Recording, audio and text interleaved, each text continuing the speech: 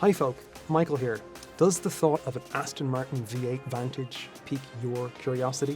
As an owner myself of an Aston Martin V8 Vantage, I hope to provide you value, benefiting you in this video. I discuss the exotic car from an owner's perspective, providing you with my ownership experience and lessons I learned along the way and things I wish I knew beforehand. I'm a little nervous about this. I'm going to reveal to you the full breakdown, cost of ownership I've had to date in the 10 months that I've owned the car. I do plan on creating another subsequent video once I exit the car to update you with how much it really cost over my ownership period, just accounting for the final sales price, because of course that will make a difference. So without further ado, here is the Aston Martin V8 Vantage. This is a Generation 1 Aston Martin V8 Vantage. These were made between about 2006 and 2018. This one, of course, being a 2015 version. Now, there were 365 GT Coupes that were made, 302 of which went to North America. The rest were right-hand drives and ended up going to Australia. Now, of these, about 104 were in jet black, which is the colour you're seeing in this particular vehicle. And of that, about 60 were actually manual. All of which, of course, ended up in America. And this was while Andy Palmer was the CEO.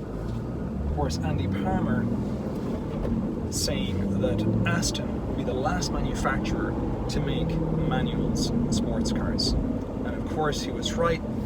After his tenure from 2014 to 2020, we then had Tobias Moers, who ended that particular area. Now, of course, you know, the Aston is a wonderful, comfy sports car. The seats are very, very comfy, and I drive it as a second driver. If you needed it as a daily driver, it's also very comfortable. I mean, unlike a lot of some of the harder cars, some of your Lamborghinis, some of your Ferraris, the seats are just so comfortable. It really is what it says, a Grand Tourer GT. And it is made for longer drives, so it really is very comfortable to drive. I've had really no issues with it. I will say you've got to be careful about how low the actual front lip can actually be. So you really want to do a recce before you go on certain roads. So if you do have a daily driver, it might be a good idea to go there first with your daily driver, just so that you know there's not going to be huge speed bumps, speed humps, things like that. So it's not obviously an SUV. You don't want to take it anywhere rough. And of course, in certain states where the roads are a little bit rough, like let's say in Pennsylvania, you've really got to watch that there in particular. But it really is a pleasure to drive, whether you're taking it on the back roads, driving it on the main traffic. So it's naturally aspirated as well, so the valves really kick in. It's absolutely gorgeous. So one thing you do get with this car is a tremendous amount of raw excitement and energy. You can feel the passion of the creators, and of course it opens doors. Whether it's cars and coffee, you're certainly going to basically open the doors to people who've got to be high net worth individuals. And you know, remember, you are the average of the people that you surround yourself with, you spend the most time with. So cultivating a good circle is always important, is always desirable. So, you know, really what you're getting with this is that positive emotion, that raw emotional feeling. So everything from the cold start onwards, you really are getting that positive motivation, you know, that you need. And it's just that unique experience of an art form that you just otherwise automatically don't really get in normal times. Everything from the cold start, you know, the downshifting, the turning, you know, that acceleration, everything is just so powerful. Again, you're getting that unique experience from the creators. You want to dress for the job that you want, not for the job that you have. Oh, and it's just sheer excellence when you experience that. So there really are very few experiences like that, like poof, just straight off the line. You know, you're not going to hear that much more with these naturally aspirated engines. They're some of the last to be made. And obviously this manual transmission, just the shifting alone. Obviously the steering is a little bit heavy at times, you can feel, but you know, it goes where you want it to go. And it can be nimble depending on, obviously, your arm strength, so it can be a bit of a workout, but it's still not the same as before the power steering were invented. So again, it's just an exceptional entry-level exotic car. Huge amount of positive motivation. It's a little bit like this with this car. It really opens doors, helps you with networking. Go to Cars and Coffees and you really show up and you arrive at that. It's an entry level, so it's not going to be your more expensive, you know, your Lamborghinis, your Ferraris, your LaFerraris, of course. We'll talk about the numbers now in a minute, but really is a phenomenal drive. You have that cage behind you. You know, there's plenty of carbon fiber. You know, there's just that rawness is still there. It hasn't disappeared whatsoever, despite all intentions of modern car manufacturers to kind of change that to make it more electric and not to have the same feeling. You really do get that feeling, so it really is something else. You know, there's very few experiences in life like driving an exotic, and once you decide to make that jump, you know, you won't look back, you won't regret it. The actual enjoyment that you get, you know, just from a downshift, you know, and when there's a throttle, you know, in sport, if you put it into sport mode, things just change completely from there. If I put it in sport mode now, already, you know, it's just drop downshift. It's more responsive, throttle response is a little better, it's opening up a little bit of the valves, just that little bit more, and oh, you hear this now.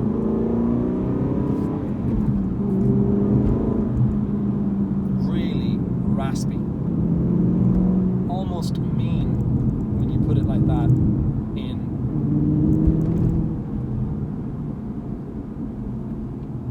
You know, it just wants to sing. Even in traffic like I'm in right now, it's still like a symphony. Really, you can grasp it. It's that rawness, that edginess. You know, it wants to just go off the line. You know, just that cold start, you know, even just the raw edginess of it really is absolutely amazing. You know, and you can feel it like even in low gears, and you know, you're turning on a back road or something small like I am right now, going through like a national park or something like that. It's absolutely gorgeous. You know, the suspension is firm, but it's not, you know, you won't get it's not a bone rattler, and part of the reason why it's not a bone rattler is the support of the seat, the comfort of the seats it's not what you'd expect in a sports car. Sports car owners are not really normally looking for the most comfortable drive ride. We're looking for other things other than comfort. So it really has a lot going for it. And of course, you know, you've got that raw passion. You can feel all the energy that all the creators put into the car. It is a great entry-level exotic. It is absolutely fantastic as a second car. You know, as a daily driver too, you get that that GT. But I've really had practically no issues with it since I've had the car. So it's very, very solid, very, very reliable. You know, also one thing about it is you don't get the unwanted attention that you might get, let's say, with something that's a little bit more bright, maybe like an obnoxiously strong color that's very recognizable. In fact, it's sort of sleek and elegant, almost like a spy. You can kind of feel that's the James Bond sort of sense of it, right? The actual Aston Martin type.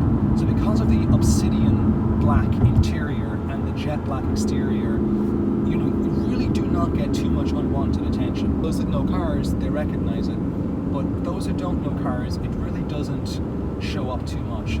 So it is fantastic for basically that social circle, building your network, getting great first experiences, excellent entry-level car. You get that excitement that you just ordinarily don't get driving a daily driver. So it really is a great entry-level exotic car. So I've been driving mine for almost a year now at this point. It really rides and handles superbly well on the roads. Steering, it's a little bit hard, a little bit tough. You do feel the road a bit more than you might feel, let's say, in a more modern car with tons of power steering. Of course, there is power steering, but you do feel that racer's edge. The throttle response is wonderful. The naturally aspirated aspect of the valves opening up, especially when you're going between third gear and fourth gear, if you're downshift, and you have the right RPMs, over 4,000 RPM, it's just absolutely beautiful. Going around the 40-50 miles an hour, obviously staying to the speed limit is important, really is a very good entry-level exotic. It's reliable, it's comfortable, it doesn't grab too much unwanted attention if that's something that you're fearful. Again, it's mainly built on Ford, Volvo and Jaguar parts, so it's not terribly expensive. We'll talk about that more. It's affordable.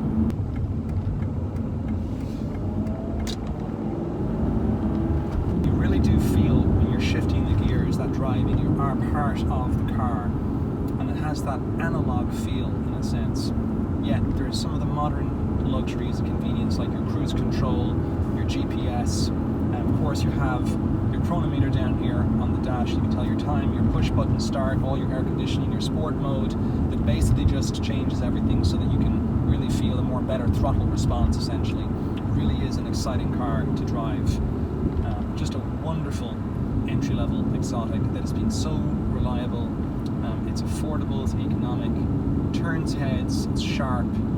Absolutely a beautiful car to get into as a starter exotic, so I highly recommend. You can feel the passion of the creators and those that founded it, and you get to enjoy it and be part of it. Let's break down the numbers of what it really costs to own an Aston Martin V8 Vantage. Now keep in mind this is a 2015 version, and I bought this car last year in 2023. It's now almost the end of 2024. So the purchasing price was $83,000.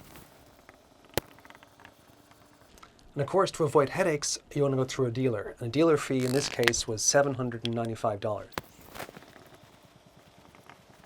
And of course, then you had the dealer fee to kind of avoid the headache of having to do everything yourself, the paperwork, etc. And then of course, there was sales tax. And the sales tax was $5,027.50. And then of course, you had incidentals like tags, titles, registration, which came to about $263. Then there was agency, about $158. There was temporary tags, $896. And then there was mailing, $149. So that came to a total in of $89,401.66. But wait, there is more. I had to ship it across from Florida to Pennsylvania, an extra $1,475. Now you want to make sure when you're shipping that you have the right insurance, that it's covered in the actual trailer. It's not an open trailer, that it's covered. And the insurance, either if it's a per car or per trailer, that it's at least enough so that if your car gets damaged, they have enough insurance for all the cars on the trailer, including yours. So for instance, if there was a high performance or a hypercar there that was $2 million, maybe all the insurance is gone before it gets to your car. So you want to make sure you have the right insurance and you have a covered trailer. And that it has all the appropriate stuff like the lift, the ramp, etc. that people are used to reversing, or these kind of cars, especially if they're manual, that they're used to getting these cars off the trailer. Otherwise, you could be in for quite an issue. So don't cheap out on the shipping. So I got the shipping for $1,475. You could say that the actual total in to get the car to me in Pennsylvania came to $90,876.66. But then when I had the car, I had extra costs. So there were certain things that I had to incur. For instance, when I got the car first, I wanted to make sure that the windscreen was fully protected. Not just that the front bumper was paint protection film or PPF, that was already included, so luckily I didn't have to pay for that. But I did want to get the windscreen in case there was a rock chips or things like that. So the PPF was already included, but the windscreen protection cost me an extra $636. In addition, when I owned the car, what did I run into? Well, one thing was that the original battery, it turned out pretty much it was the original Aston Martin battery that was probably about 9 years old. About 9 months into my ownership, the battery started to die. So I had to replace the battery. So the battery, just a little over 300 plus labor, came to $528.89. In addition, there was a little bit of a rash, curb rash in one of the back rear tires. So to bring that up to full brand new look, I did a little alloy wheel repair job on that. And the alloy wheel repair cost came to $159. But that was pretty cheap considering that a set of 4 alloy wheels came to about $3,500, which would be very, very expensive. But just to basically fix this one little part of one of the wheels only cost me $159. So that I count as a great hack. Another thing that I noticed was after a while, one of the wing mirrors, the front left driver wing mirror, started to get a bit loose. It looked like there was a little broken sprocket inside it. So to replace that, I had to get a part, and then I had to get the actual same company that did the tire fix. They were able to basically spray paint it perfectly, match the actual original color jet black finish. The actual part plus the painting on top of the priming came to $222.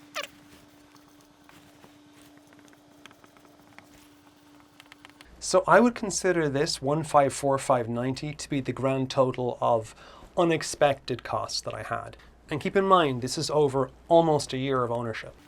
So you could say about $92,422.56. What does this cost exclude? Well, it doesn't include the cost of insurance. So insurance is another fee. And I didn't pay a terrible insurance, but I probably could have got insurance a lot cheaper if I'd shopped around.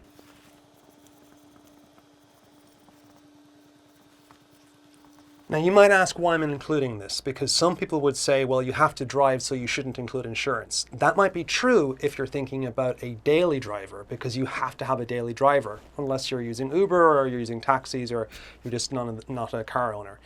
But as a second car owner, I think you should be including insurance. Now you might want to say, well, you're not going to compare that, but it's good to have it up there just in case if you're thinking about, well, if I have a second car or a third car or a fourth car, if it's on the road, you're going to have to pay for insurance. This is just a very expensive example of insurance. This is for 10 months, not for a year now, 10 months of what it would cost.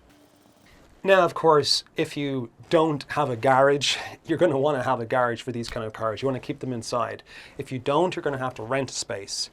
And if you do have a garage, well, you could think about the opportunity cost, right? Because you could be renting that garage out and you could be making money from the garage that you have to rent it out. So you have to look at it different ways. If you're an economists, we're quite depressing people. We're always thinking of opportunity cost. Accountants don't see it as negative as we do.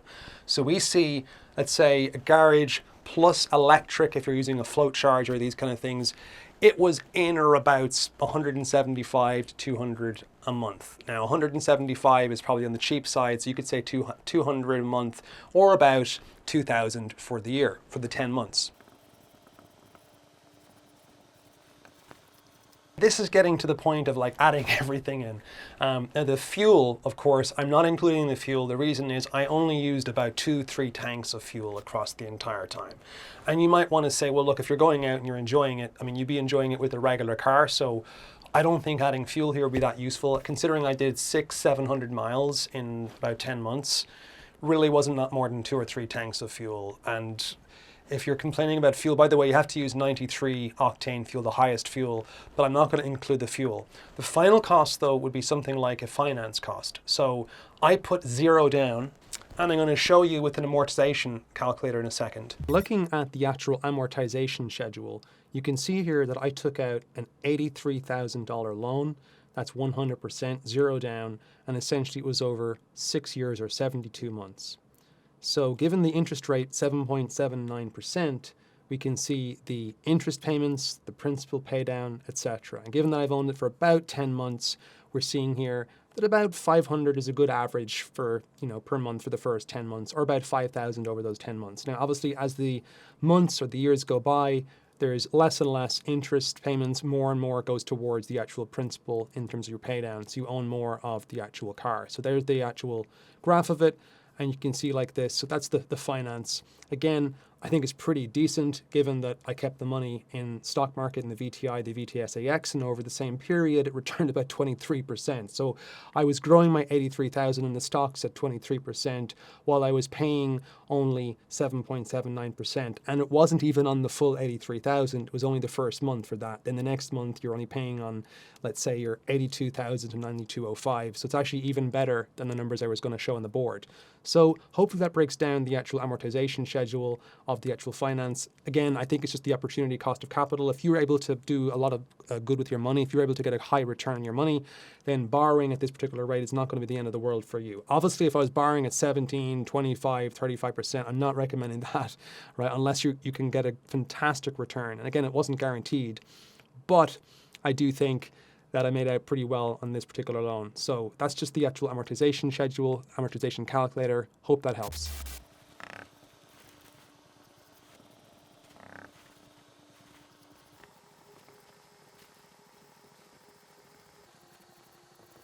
In terms of finance, and these are some rough numbers here because these change every month, it's about 500, it's less than 500 now, but it's about 500 of interest. Now you might say that's huge, and it seems to be huge up front, but think about the $83,000.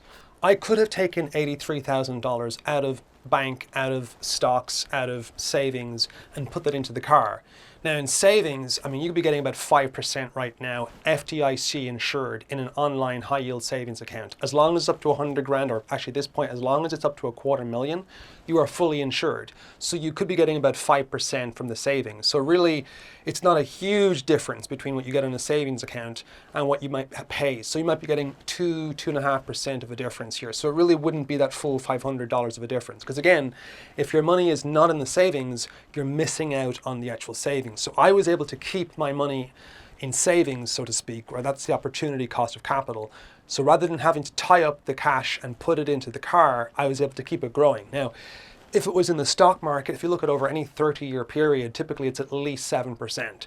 So a lot of my money is in the stock market, and the index fund and is typically doing, in fact this year is doing a lot better than 7.79. It's closer than, it's actually higher than 10% now this year in terms of the returns. So I don't look at the finance really as that was more to do with the opportunity cost of capital, because I could have taken money out of the stocks, forgone that percentage that I was earning on the stocks and put it into the car. So really, I don't count this finance cost because again, my money actually grew more. That $83,000 that I left in the stock market has actually grown. So by leaving money in the stock market, I've actually made money as opposed to taking it out. I would have lost. In terms of the opportunity cost of capital, so my money was mainly in VTI, VTSAX in that regard. So I look at it like I would have taken money out of this. Now the VTI, VTSAX has grown between the date I bought the car and today over this particular period. It's grown by 23.25%. So I've made 23.25% on that 83,000. I've paid 7.79%. That's my cost. So you can see the difference here, right? It's basically 15.46% is my profit by keeping my net profit by keeping money in the stock market. Okay, so I am not getting the full amount because I'm paying this cost of borrowing. But for me, this is why I don't really look at the actual finance cost too much here. And the fuel, again, you know, you're going to drive your own car, you're going to have fun. It's not going to be that much unless it's a daily driver. The garage and electric, it's a little bit iffy because you could have your own garage. It's a little bit excessive saying I'm paying for a garage. The insurance is something I think you should possibly include in. So maybe a good final cost is something like $95,664.96.